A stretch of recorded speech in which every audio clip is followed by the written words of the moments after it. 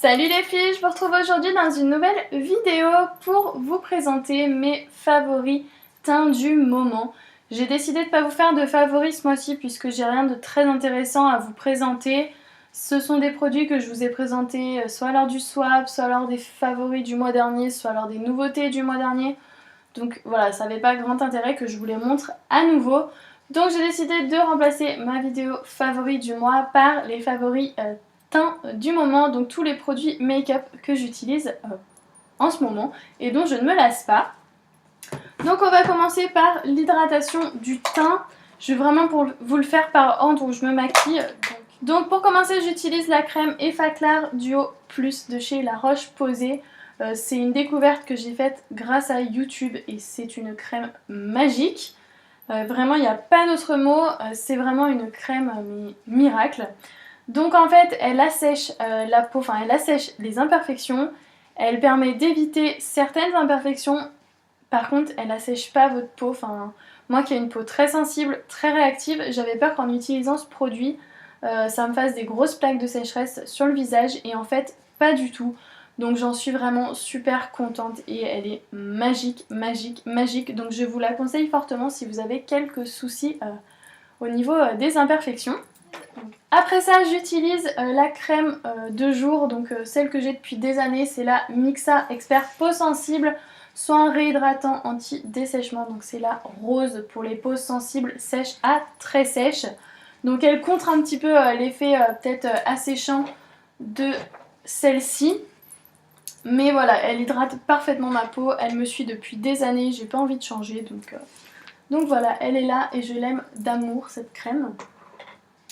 Une fois que j'ai fait ça, j'applique autre chose pour mes joues quand j'ai des imperfections et pour mon front. C'est la bébé crème Miracle Skin Perfector, soin miracle perfecteur, c'est écrit en français. Pour les peaux mixtes à grasse en teinte light, donc claire. C'est une teinte qui est beaucoup trop foncée pour moi, qui est trop orangée. Je la pose uniquement sur mes joues pour que du coup la cacher après avec mon fond de teint. Et du coup ça permet d'assécher un petit peu au niveau voilà, de si j'ai des boutons etc. En plus de mon eau de crème, ça assèche un petit peu plus par dessus et ça maquille en même temps, ça couvre en même temps. Donc voilà, c'est vraiment le combo parfait. J'aime beaucoup cette bébé crème. Je peux pas la mettre sur tout mon visage parce que par contre elle me fait des plaques de sécheresse. Donc je limite aux joues et au front. Et encore le front c'est uniquement quand j'ai des imperfections. Sinon c'est sur les joues uniquement.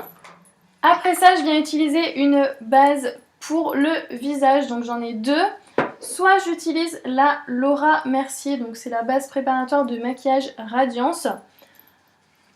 Je l'utilise pas, généralement pas pour aller travailler puisqu'elle est vraiment très très lumineuse. Et que du coup au boulot je transpire déjà tellement que j'ai pas envie de briller plus que ça. Voilà, elle est vraiment très très lumineuse avec des micro paillettes, elle fait un teint superbe. Donc je l'utilise principalement le week-end ou quand j'ai des soirées parce que vraiment elle fait super bien son boulot et elle illumine le visage, c'est vraiment magnifique. Soit j'utilise celle-là pour aller tous les jours au boulot, c'est la base HD de chez Make Up Forever. C'est la teinte numéro 7 et donc c'est la base rose qui a un effet masquant pour les rougeurs je crois. Et voilà, qui est donc rose au début, assez crémeuse et qui voilà, accroche très très bien la matière après. Et mon fond de teint tient toute la journée, il n'y a vraiment aucun souci. Et j'aime beaucoup cette base à paupières également et elle sent super bon. C'est un petit détail mais elle sent vraiment très très bon. Une fois que j'ai fait ça, je vais pouvoir passer au correcteur. Donc j'utilise la Erase Paste de chez Benefit. Ça c'est mon anti-cerne et mon correcteur principal.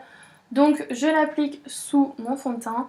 Je viens d'abord en mettre donc là au niveau des cernes et puis au niveau des grosses imperfections, enfin les grosses imperfections, les boutons, etc. Voilà, donc j'utilise ça. C'est un anti-cerne sous forme de vraiment de pâte en fait. Elle porte très bien son nom. Moi c'est la teinte numéro 1. Et en fait c'est assez épais donc il faut la travailler, la chauffer légèrement. Voilà, mais elle couvre vraiment très très bien. Elle a un ton légèrement rosé.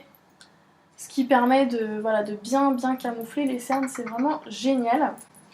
Je suis désolée pour la sonnerie de mon téléphone en même temps. Voilà, et c'est vraiment un anti-cerne qui est génial, qui est très très efficace, enfin même au niveau des boutons, et ça ne bouge pas et ça me camoufle très bien. Donc j'ai fait ça, je viens utiliser mon fond de teint et mon favori du moment, c'est le Naked Skin de chez Urban Decay. Moi c'est la teinte 05, donc c'est la teinte la plus claire et elle est dans les tons rosés. Le seul, non il y a deux défauts à ce fond de teint, l'odeur. Voilà, c'est vraiment une odeur horrible je trouve. Et le packaging, je vais vous montrer pourquoi. C'est un fond de teint qu'il faut secouer avant d'utiliser. Et le souci c'est qu'un matin, en le secouant dans ma salle de bain comme ça, comme de manière classique, il y a tout qui a volé en éclats. Donc en fait je me suis retrouvée avec mon bouchon, l'anneau et voilà, le plastique dans une main et le fond de teint qui a volé partout dans la salle de bain. Donc quand on paye un fond de teint 34 €, il pourrait au moins faire en sorte que le packaging tienne le coup. Voilà, parce qu'un fond de teint ça fait à peu près 6 mois et du coup ils auraient pu faire en sorte que le packaging tienne 6 mois. Donc voilà, je me suis amusée une fois ou deux à essayer de le remettre, mais bon voilà, la bague ne se remet pas de toute façon, elle ne se reclipse pas, enfin faut forcer, de toute façon ça tient pas. Mais voilà, en dehors du packaging, c'est vraiment un fond de teint qui est génial et que j'aime énormément, qui reste très naturel, qui peut être... qui a une couvrance assez faible à moyenne et si vraiment voilà plus vous en mettez plus ça couvre mais tout en laissant un effet naturel que j'aime beaucoup. Donc voilà. Ensuite je viens camoufler le restant de mes imperfections, de mes cernes et de ce qu'il reste à cacher avec le Radiant Creamy Concealer de chez NARS. Voilà, je vous remets le nom comme ça. Et c'est la teinte Light One Chantilly, donc c'est une teinte qui est un petit peu trop claire pour moi, mais c'est pas grave, appliqué avec un beauty blender ça se fond un petit peu dans le fond de teint etc, donc il n'y a pas de souci, il n'y a pas trop de démarcation. Voilà, bien appliqué, il fait très très bien son boulot.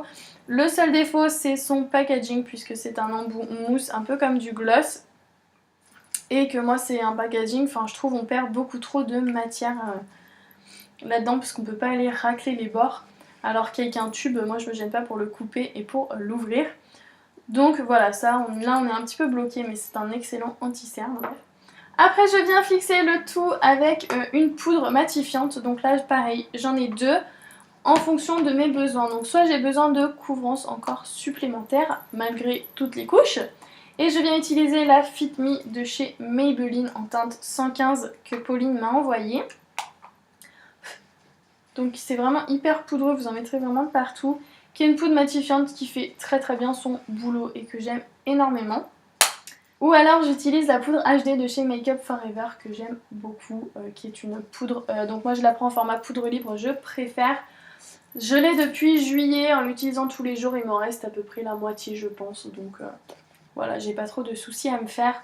Je l'aime beaucoup, elle fait très très bien son boulot et voilà. Et franchement ouais non, elle est vraiment géniale, elle fait une peau sublime et je l'adore.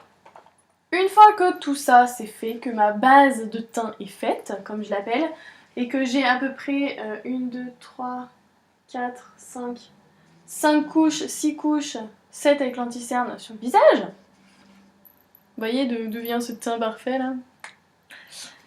Bref. Je viens utiliser ma palette Smashbox pour tout ce qui est bronzer. Donc c'est la palette Smashbox que j'ai reçue dans le swap également et dont je suis tombée follement amoureuse. C'est d'ailleurs avec cette palette que j'ai fait mon make-up des yeux aujourd'hui, avec les teintes vertes là, là et là. Donc j'utilise les deux bronzers qui sont ici, comme ils l'ont indiqué dans les petits fascicules qui sont là. En fait, je fais d'abord un premier contouring avec la poudre la plus foncée, et juste au-dessus de la poudre foncée, donc ici ou sur les arêtes du nez, je viens appliquer la couleur un petit peu plus claire. Et c'est vrai que ça fait un effet plus naturel et plus volumineux. Enfin, je saurais pas trop comment expliquer, mais c'est vraiment un super effet. Et j'aime beaucoup plus faire ça comme ça. Donc sachez que vous pouvez trouver ces trois fards, enfin ces trois... je trouve plus le mot. Enfin bref, ces deux bronzers et cet enlumineur en palette individuelle dans vos Sephora. Voilà, je me suis renseignée parce que je me suis dit le jour où j'en ai plus, comment je fais? Et voilà, donc ça existe en petite palette de 3, donc c'est juste parfait. Et j'en suis complètement fan. Je n'utilise plus que ça pour le moment. Ça fait donc l'effet que j'ai aujourd'hui tout simplement. Et c'est vraiment quelque chose que je trouve... je vais pas vous dire que ça fait naturel, puisque de toute façon le contouring n'est pas naturel. Mais voilà, ça fait un autre effet. Je trouve que le bronzer voilà, quand j'utilisais un bronzer tout seul. Voilà, je saurais pas expliquer plus que ça, mais j'aime vraiment beaucoup l'effet que ça fait. Le tour du blush, bien sûr, et là j'utilise deux palettes différentes, enfin deux blushs différents. Soit j'utilise ma palette Hourglass, donc c'est une palette que Pauline m'a envoyée des États-Unis, pas dans le swap, mais voilà, c'est grâce à elle aussi. Donc c'est la Ambient Lighting Blush Palette, qui était une édition limitée, je sais pas si elle est toujours disponible. Et voilà, elle ressemble à ça, donc il y a 3 fards différents. Je suis désolée pour mes ongles, ils sont tout moches, il faut que je les refasse. Bref, donc voilà, il y a 3 teintes. Il y a un chocolat un peu Nesquik, comme je l'appelle, un orangé et un rosé, et qui sont vraiment des fards magnifiques. Mon préféré, c'est le rose, il ressemble à ça. Sinon, il y a le orange et le Nesquik. Le Nesquik, voilà. Ce sont 3 fards qui sont vraiment très beaux. Là, ils font pas très pigmentés, mais je vous assure que une fois sur le visage, ça fait vraiment tout son effet. Le seul petit défaut, c'est le packaging, puisque quand vous prenez le fard orangé, ça fait forcément un peu des chutes, et ce sont des chutes qui se déposent sur les deux blushs à côté. Donc on a toujours, quoi qu'on fasse, le reflet orangé dedans. Mais bon, voilà. Sinon, ce sont des blushs qui sont vraiment magnifiques. Et en ce moment, j'utilise beaucoup le rose.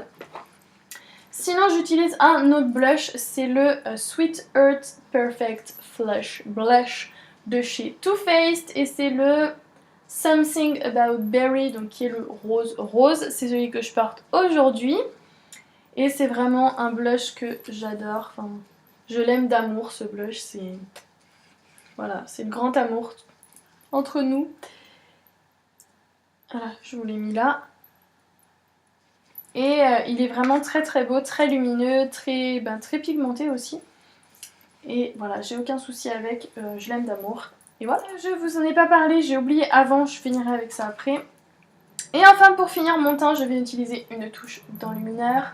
Donc j'en ai deux à vous présenter, soit en forme de poudre, c'est le Physician Formula que Pauline m'a envoyé dans le swap également. En fait, en ce moment, j'utilise pratiquement que des produits, enfin voilà, ce qu'elle m'a envoyé, j'utilise beaucoup. Donc il y a cet enlumineur là, donc qui est fourni avec son petit pinceau que j'aime beaucoup d'ailleurs, qui me fait penser à ceux qu'on trouve dans les palettes Benefit et dans les blushs Benefit. Et voilà, il est vraiment très beau, très naturel, c'est un champagne un petit peu, et je l'aime d'amour. Voilà, en format poudre, j'ai perdu le pinceau. Voilà.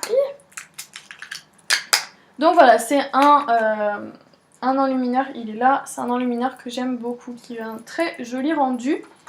Et quand j'ai pas envie d'utiliser de la poudre, ne me demandez pas pourquoi, j'utilise le Height Beam de chez Benefit. Donc ça c'est un petit peu, c'est un format, un mini format. Je l'avais acheté dans une palette, voilà, parce que je voulais pas l'acheter en gros. Un enlumineur de cette taille, on en fait déjà presque pour toute une vie. Il y a 4 ml dedans. Et il se présente sous forme de vernis à ongles et il est vraiment très très beau, très lumineux. C'est celui que je porte aujourd'hui. Je vais vous l'estomper un peu. Voilà, il est là. Et il est vraiment super beau. Très naturel aussi, j'aime beaucoup. Voilà, donc ça c'est vraiment en fonction de l'envie. Il est un petit peu plus rosé celui-là, le Height Beam, est un peu plus rosé, donc c'est vraiment en fonction de mes envies, si j'ai envie de liquide ou de poudre. Voilà. Et enfin, j'ai oublié de vous en parler avant, je m'occupe aussi de mes sourcils et j'ai deux produits pour les sourcils. C'est vraiment, je les utilise, mais comme, voilà, quand je vous en ai présenté deux, c'est vraiment en fonction de mon envie du jour.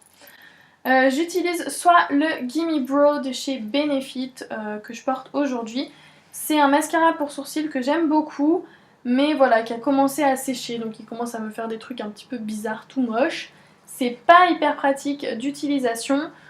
C'est vraiment génial quand c'est tout neuf quoi, mais c'est vrai que là je l'ai acheté en décembre, donc j'ai fait décembre, janvier, février, on est en mars, Février-mars, voilà, ça fait 4 mois que je l'ai, il commence à être vraiment en fin de vie.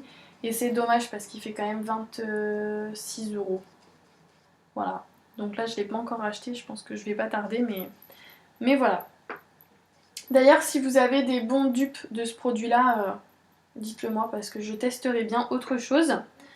Et sinon, j'utilise le crayon, donc ça c'est le Precision Eyebrow Pencil en teinte numéro 4 de chez Kiko, qui a bien rapetissi, il reste plus grand chose, que j'utilise parce que le Gimme Brow il est bien pour coiffer un peu les cils, etc. Pour mettre un petit peu de couleur, mais c'est vrai que quand on a un petit peu à combler, on peut pas avec le Gimme Brow. Donc je finis avec mon crayon. Et en fait ce que j'aime bien sur ce crayon c'est qu'il a son petit peigne qui est fourni avec. Donc c'est vraiment génial et c'est un produit que j'aime beaucoup également. Voilà les filles, vous savez tout sur mes produits pour le teint. Si jamais vous voulez voir une routine teint en vidéo, enfin une nouvelle routine teint en vidéo quand j'utilise tous ces produits là, n'hésitez pas à me le dire, c'est pareil, je vous le ferai avec plaisir. Voilà les filles, cette vidéo est terminée, j'espère qu'elle vous aura plu. Dites-moi dans les commentaires quels sont vos produits teints favoris du moment.